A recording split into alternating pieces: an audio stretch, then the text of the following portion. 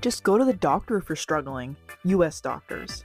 So I'm really struggling. I feel like I can't keep up with work, my personal life, or anything anymore, and I don't know why. It feels like everyone else can do these things, and I'm struggling with the simplest of tasks. Oh, you're just depressed. Here, take all these meds. Okay. So I did that for a year, and I thought it worked for a second, but the issues are still there, and the side effects really suck.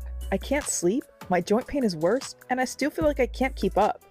Yeah, you gained some weight. Have you tried working out? That's nature's dopamine. Here, try some more meds. Yeah, but my chronic joint pain is getting worse. Every time I work out, I get a flare-up and I can't do anything for days. Can we please look into this? Are you sure you're trying hard enough? I feel like all your problems will be solved if you dropped a few pounds. Want to try some different meds? Me finding out I have autism and hypermobile EDS. No. The problems, in fact, did not go away by working out. Turns out I'm just a disabled person, and I need accommodations and support to make my life work for me. Thanks for 2 years. And I can name 10 things us girls need before we ever need a man. 1 new date, 2 lines of coke, 3 drinks from the bar, 4 more lines of coke, 5 guys fries, 6 hits of my blunt, 7 more lines of coke, 8. We need a new insecurity to feed to the young girls of the world. What do you got, people? Stubby legs? It's too hard to monetize. What else? Elbows are too pointy. I like it. I'm not sure we're ready for it. Let's shelve it for 2027. What else? Peach fuzz is yucky. I like it. Say more. Okay, any hair on face that isn't eyebrow or eyelash must be removed. All right, let's get them to shave it. They already have razors for every other inch of their body. We make them buy new razors specifically for peach fuzz. Now we're getting somewhere. Instead of shaving cream, which they already own, let's give them weird little foamy spray that highlights the problem. Yes, then they can clearly see the problem that we just invented. But how do we make this sound like a good thing? We've evolved naturally to have this hair. What is this, amateur hour? We can always invent the reason. Okay, you shave your face and makeup looks better. Perfect, let's tie it in with another product. It also helps skincare. Perfect, now skincare's in play. We'll find something about anti-aging. We hit the mother load. And if they don't shave it, that's gross and bad. How quickly can we sell this? It's already online. From one autistic person to another, 2 things can actually be true at once. Yeah, maybe they had a hard childhood, maybe they never learned how to love, yada, yada, yada. Cool. But they also were not kind to you. 2 things can be true. Hi, Cray. Here's a day in the life of being non-binary.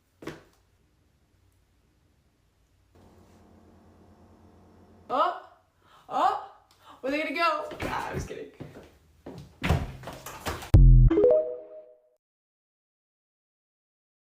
An innocent man is scheduled to be executed in Missouri on September 24th. Let's talk about the case of Marcellus Williams. Williams is currently a death row inmate that previously had an agreement to halt his death sentence. However, the Supreme Court blocked this agreement. Let's understand the case and why this man's life is currently on the line. In 2001, he was convicted of first-degree murder, burglary, and robbery, among other charges, and sentenced to death. So what happened? In 1998, Felicia Gale was murdered. Was there forensic evidence connecting Williams to this case? No.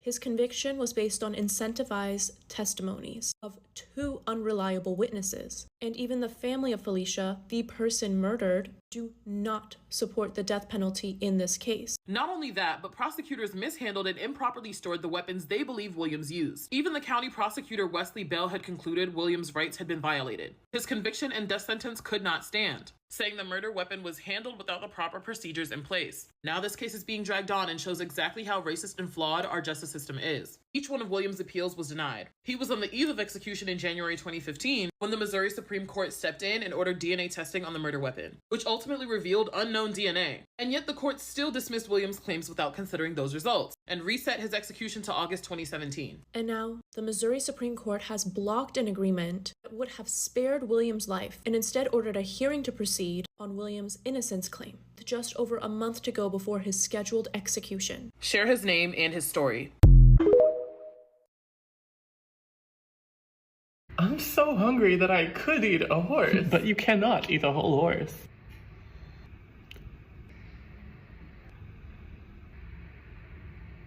I was completely wrong about you. Don't you ever fucking doubt me again.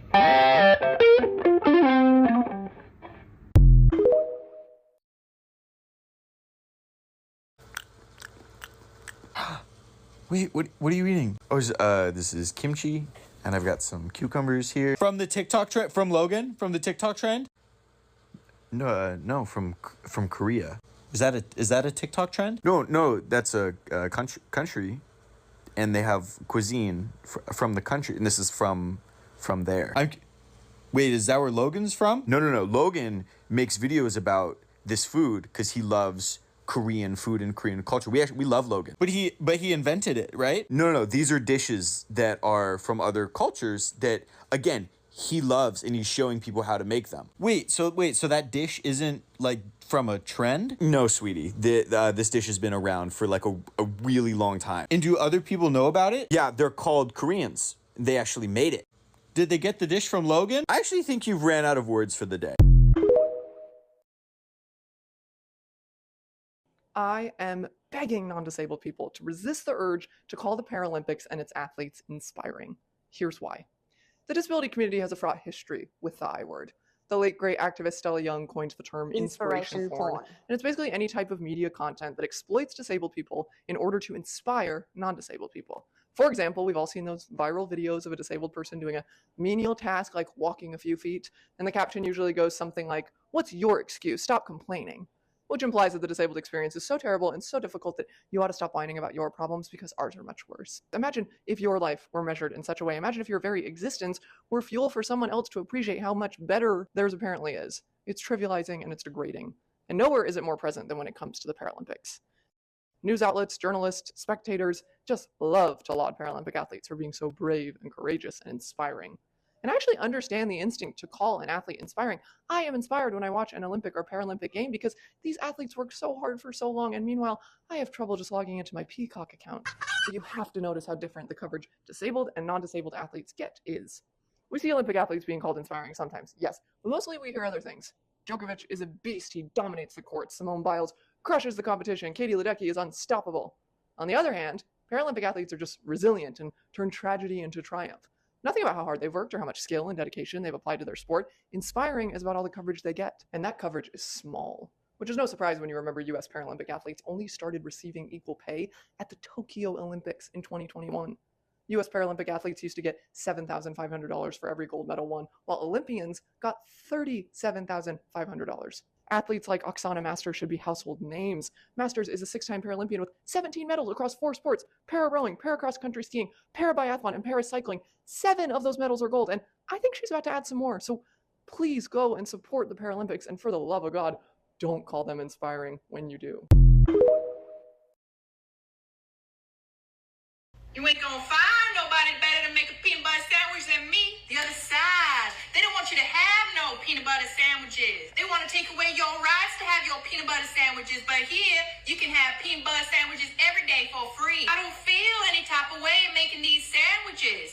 I can make 24 more of these sandwiches. In fact, I can make 24 more of these sandwiches. Hey Laura, I'm Crystal, and people like you can't stand people like me. You ready to go viral?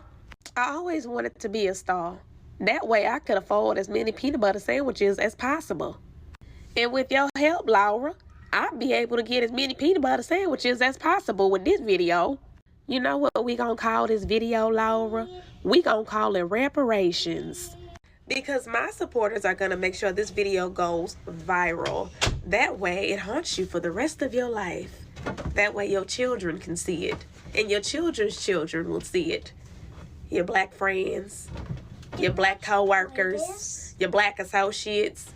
And hopefully they can get a peanut butter sandwich with whatever money I make from it. Bye, Laura. I'll have a mocha caramel latte chino made with skim milk, no whipped cream. Please put that in a grande cup, but use the same amount of coffee that you'd put into a tall. That way there's about an inch of extra room on top to stir in my own nutmeg without spilling any coffee at all. What do you want? All of a tea.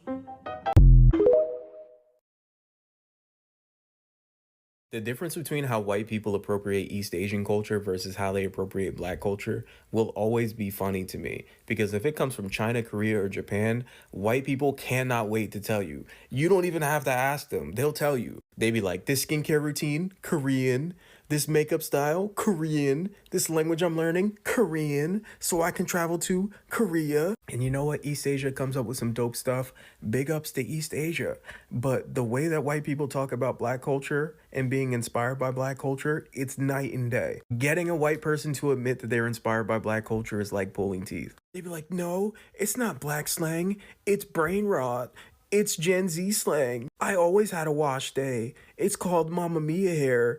You don't own braids. These are Viking braids. They date back to ancient Europe. Black people didn't invent hip hop. Black people didn't invent jazz. That's American culture. We all did it. Everybody contributed. And it's interesting to see this spectrum because on the one hand, they're capable of being so proud of doing something from somewhere else. And on the other hand, there's this weird like denial and gaslighting around being inspired by black people. I have some theories as to why this is, but I want to hear your thoughts.